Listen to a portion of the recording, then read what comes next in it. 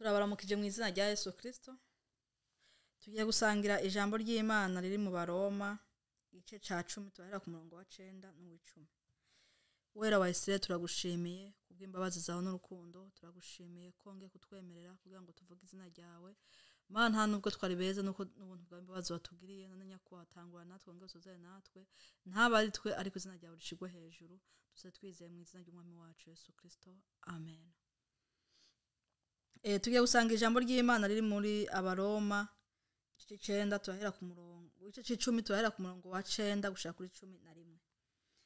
Turasoma mu izina rya Yesu Kristo.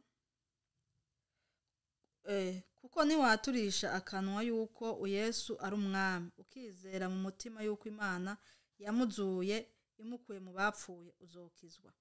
Kuko umutima ari wo muntu yizeresha akaronka ukugororoka kandi akanwa akaba ariko yaturisha akaronka agakiza.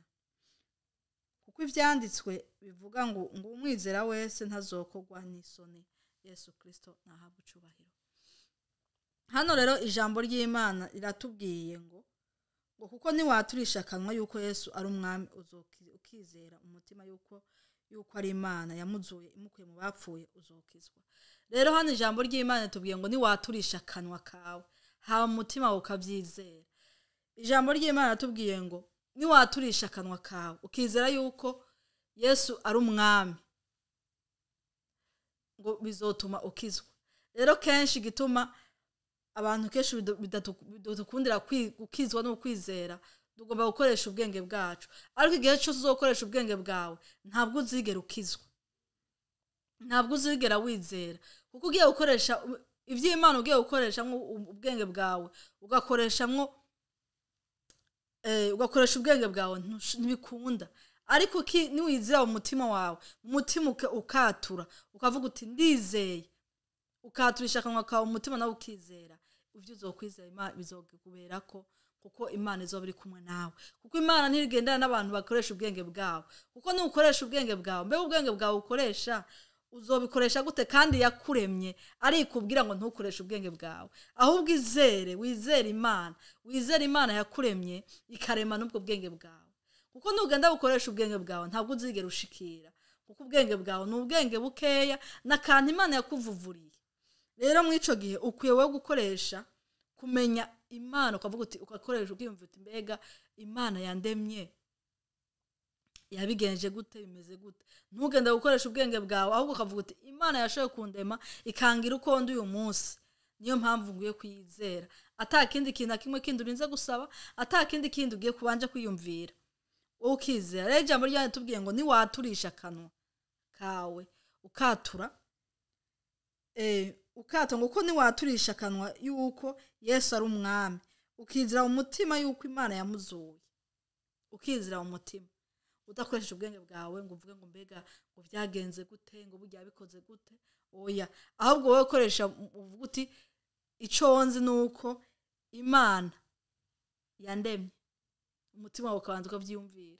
Numara kuvyiyumvira ukavuga uti rero ugaca wizera umwami Yesu yuko yagupfiriye, ukamwizera ko ari umwami, ukaturisha akanwa kawe ukavuga ngo guhera uyu munsi ndakijijwe, guhera uyu munsi ndahevye biriya na biriya byatuma ntagendera mu nzira yayo, ndizeye umwami wanje Yesu Kristo yamfiriye Golgotha ku musaraba. Kuko ugiye yagupfira ntabwo wari uhari, ntabwo wabibona, ariko wowe ico ukoze gusa nuko wijeje ijambo ryahumetswe n'Imana. Numara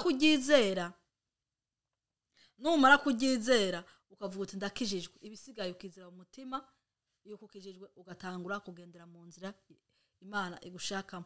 Kenshi aho bigenda bituzazana tugatunanirwa, kenshi tugakoresha ubwenge bwacu, tugomba gukoresha ubwenge bw'amashuri yacu menshi twize canke vyitwamenye. Nuja mw'ivyo bintu ukaja muri filozofi nyinshi ntabwo uzigera ukizwa.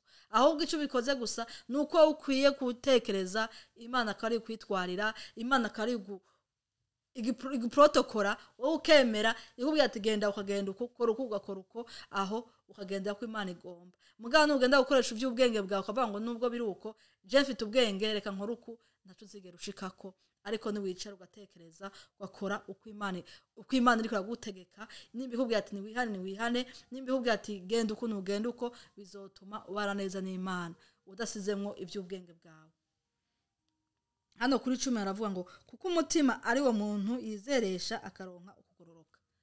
Rero umutima wawe numara kwemera muri wewe ukizera mu mutima wawe uzogoroka kuko uzogendera mu nzira Imana igushakamwo bitume mpwemu yera aza kuri wewe nugenda no gukora icyaha nuwumva bitameze neza mpwemu yera azozabane nawe naza akabana nawe bizotuma agenda agufasha muri bimwe akubwira ati aka nukareke nugenda uku nuvuga uku nukora uku harya ntugende hari iki bitameze neza kiya ntugikore ntabwo kigenda neza bizotuma ugendera mu nzira Imana izogenda iguprotokora niwemera kugendera mu nzira yayo bitume Imana igenda ugufasha mugo rugendo ko kenshi dukoresheje ubwenge bwacu ibintu birapfa iyo dukoresheje ngo je nanje ngo ndaciye ubwenge reka nkoruku utakoze uko Imana ikugera byose bibagenda neza kandi ngiyo dugomba gukora ikintu tukora iki tubaze Imana kugira ngo tugendere mu buntu bwayo